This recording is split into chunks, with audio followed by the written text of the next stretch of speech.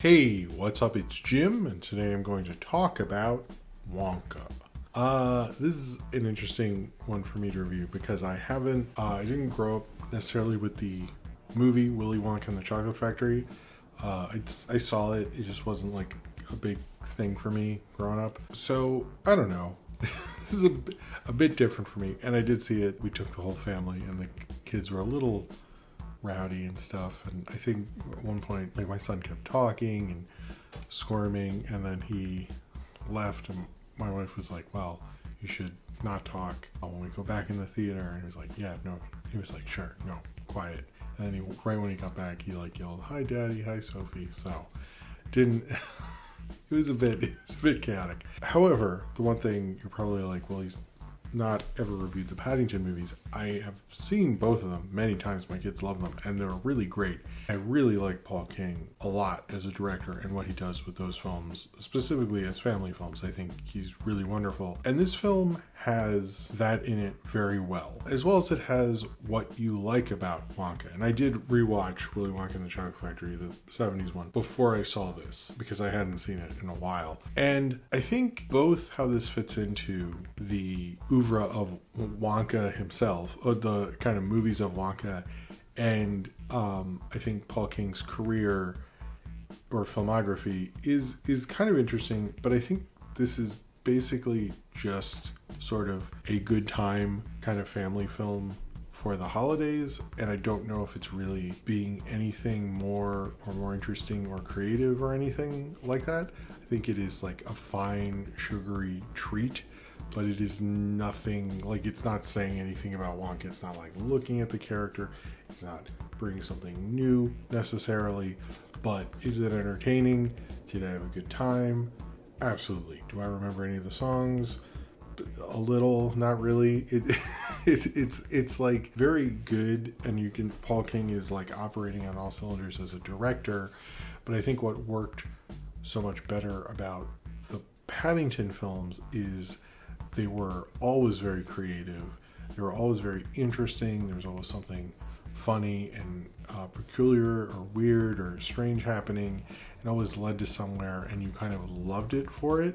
And I think this has that, but much like, Wonka, in the kind of doing anything with Wonka and make him sort of a much more toothless character than Gene Wilder ever played him, or in that original film, which has a, more like Roald Dahl. This is like your memories of it, which are probably sweeter than the actuality of that story. And in some ways, you could, as a critic and stuff, you could get mad at that. But I think at the same time, it's like, but it sort of works under the guise of that whole thing. And if in a sense it works within its own kind of oeuvre, I guess that's kind of fine. And I think that's sort of fine for sort of everyone, is just sort of like meeting this at that level. This is, I guess, an origin story for Wonka, or it's basically Charlie Chocolate Factory Origins Wonka or something. Willy Wonka has come back to the city, or has come to this city, which is somewhere Europe, England, maybe, not really sure. Everyone's accents are all over the place, so who knows? No one's sure. But it takes place definitely before the original Willy Wonka Chocolate Factory movie. He's back, and he wants to sell chocolate there because he's so good at making chocolate, but he can't because of the chocolate cartel. And on his way to do so, with the few money he has, that part is really funny, how quickly you can run out of money, which is like very true. He tries to get a room for a night, but of course the room and a contract he signs gets him stuck in servitude at this laundromat for years and years and years, because he didn't read the fine print, and he's trying to deal with the laundromat as well as trying to make it in this city or whatever. But he's being fought by the chocolate cartel, one of which was one of the chocolate companies from the original movie, and I'm assuming the book too.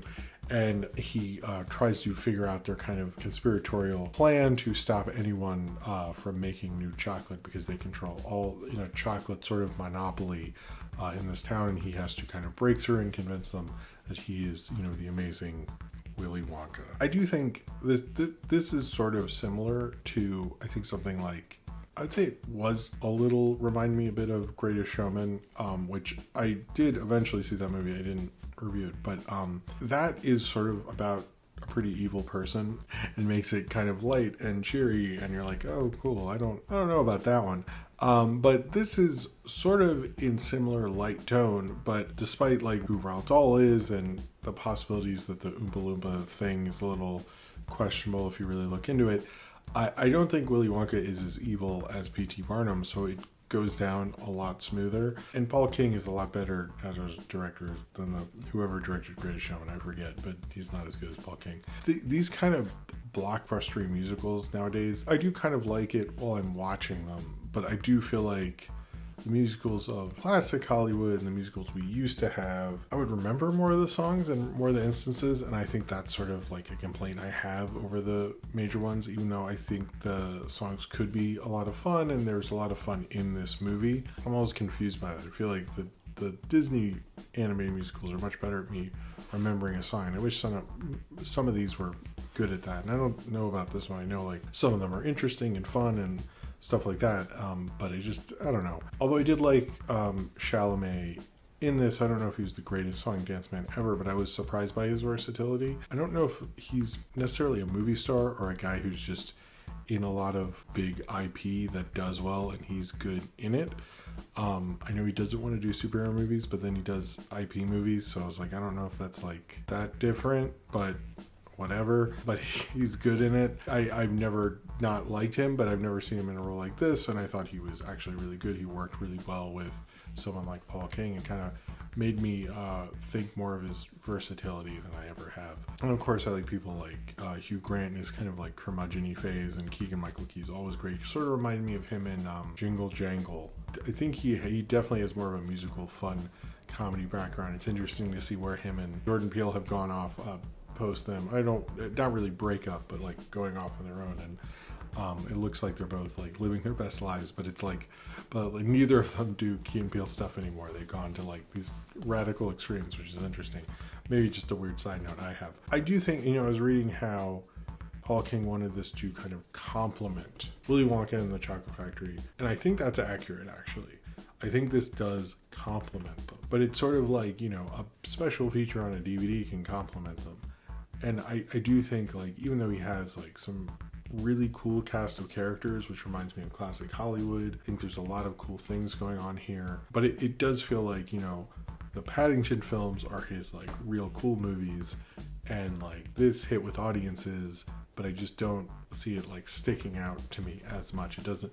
Already on the first viewing, I think the Paddington films have held up to multiple viewings for a lot of people, and I'm curious what this will do.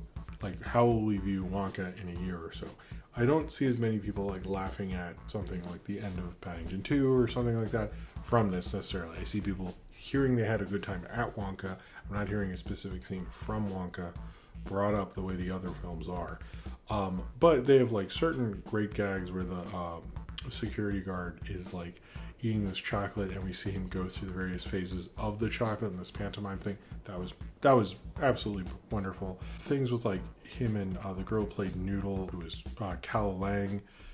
That song was actually pretty good and stuff. And her and Chalamet worked really well together. One thing I think about Paul King is he's really good at having assorted fun characters in his movies, which I think is more of a classic Hollywood thing. That is not a modern Hollywood thing at all. It's like he has like interesting, fun-looking people, and they don't look like necessarily conventionally attractive all the time or something, but they work really well in a movie all together, and he's really great casting. Probably some of the best casting I've seen this year, outside of the star people, like having everyone from Patterson Joseph to Matt Lucas and stuff. I do think of this as like we all had a good time, and I almost don't want to be negative about it, because I do think people are having a good time with this movie.